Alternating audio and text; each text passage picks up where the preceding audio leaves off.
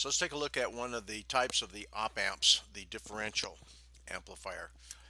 The op amp in its basic form uses differential amplifiers for its input stage. Because the differential amp or the diff amp is fundamental in the op amp's internal operation, it's useful to have a basic understanding of this circuit type. Differential amplifier is an amplifier that produces an output proportional to the difference of 2 points. A basic differential amplifier circuit and its symbol are shown below. The diff amp stages that make up part of the op amp provide high voltage gain and common mode rejection, which we'll take a look at later. Notice that the differential amplifier has two inputs where the op amp has only one output. Also, there is a positive and a negative supply voltage, plus VCC and negative VEE. The differential amplifiers in this text use BJTs. FETs can be used where high input resistance is required. So you can see the diagram here, the schematic diagram of what's going on discretely inside of a differential amplifier. You see we have two BJT transistors inside the circuit. We've got a positive VCC source, a negative VEE source, and an output 1, input 1, output 2, input 2. And the simplified version then to the right.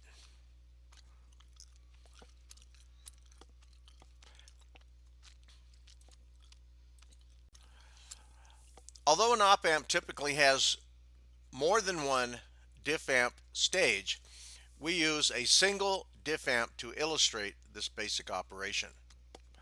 The following discussion is in relation to the figure below. Consists of a basic DC analysis of the differential amp's operation. First, when both inputs are grounded or at zero, the emitters are at minus 7/10 of a volt. It's assumed that the transistors are identically matched by careful process control during manufacturing so that their DC emitter currents are the same when there is no input signal. So in this case where you see pairs of transistors in the discrete components, you have something like Darlington pairs. These two transistors would have been matched perfectly by having the same amount of doping coming out of the same lot and things of this nature. So we have the current E1 equal to the current E2 as we see in the diagram below. Since both emitter currents combine through the resistor R sub E, we have I current E1 equal to current E2 equal to the current through R resistor E in half, where RE is equal to VE minus VEE divided by RE, the resistor emitter. So we can see that down here, R sub E, and then the two associated currents.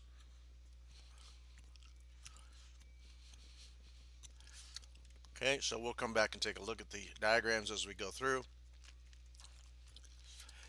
Based on that approximation that the current collector current is approximately equal to the emitter current, it can be stated that the current collector 1 is equal to the current collector 2 is approximately equal to the current through RE divided by 2. Okay, so there's our, again, an explanation for the equality in those statements. Since both collector currents and both collector resistors are equal when the input voltage is 0, we have the voltage drop for collector 1 equal to the voltage drop for collector 2 equal to VCC minus the collector current 1 times the collector resistor 1. Okay, so we take a look at the diagrams here. You can see the flow then of those currents. Okay, bias voltage then to input 1, input 2 grounded, bias voltage input 2, input 1 grounded. Okay, again, These equalities are based upon the fact that you have a matched pair of discrete components. So the condition condition illustrated in A. Next, the input 2 remains grounded and a positive bias voltage is applied to input 1. The positive voltage on the base of transistor 1 increases current collector 1 and raises the emitter voltage. This action reduces the forward bias VBE of transistor 2. Because its base is held at 0, thus causing the current collector 2 to decrease. The net result is that the increase in collector current 1 causes a decrease in VC1, and the decrease in collector current 2 causes an increase in VC2. Okay, so again, refer back to your diagrams where we're talking about what happens then in each case, and we can check out the voltage meters, the voltage drop across each of the collectors in this case to determine what's going on with input 1 and input 2 being grounded accordingly.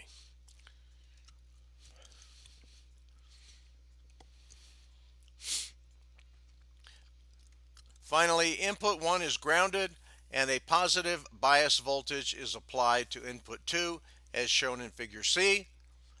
The positive bias voltage causes transistor 2 to conduct more, thus increasing the collector current 2.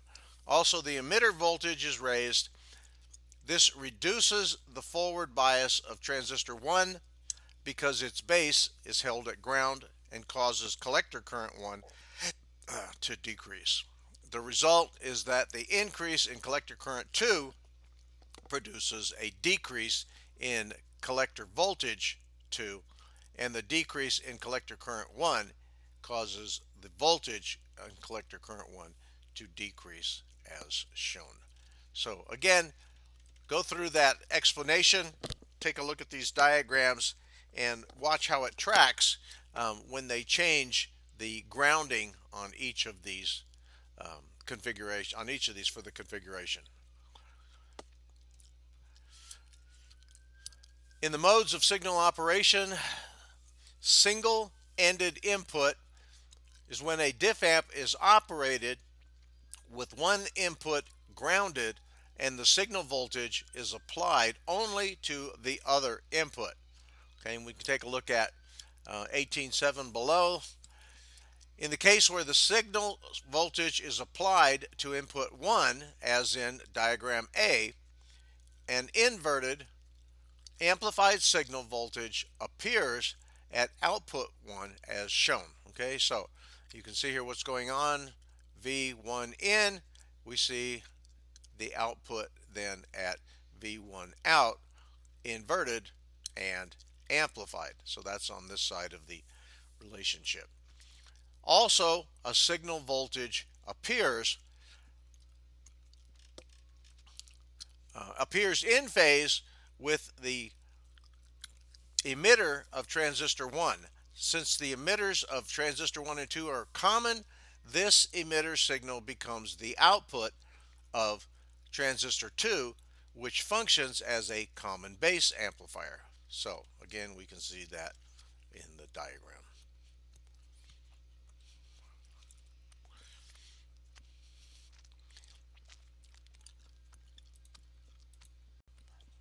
In the case where the signal is applied to input 2 with input 1 grounded, the emitter signal becomes an input to transistor 1 and an inverted amplified signal voltage appears at output 2. In this situation then, the transistor 1 acts as a common base amplifier and a non-inverted amplified signal appears at output 1.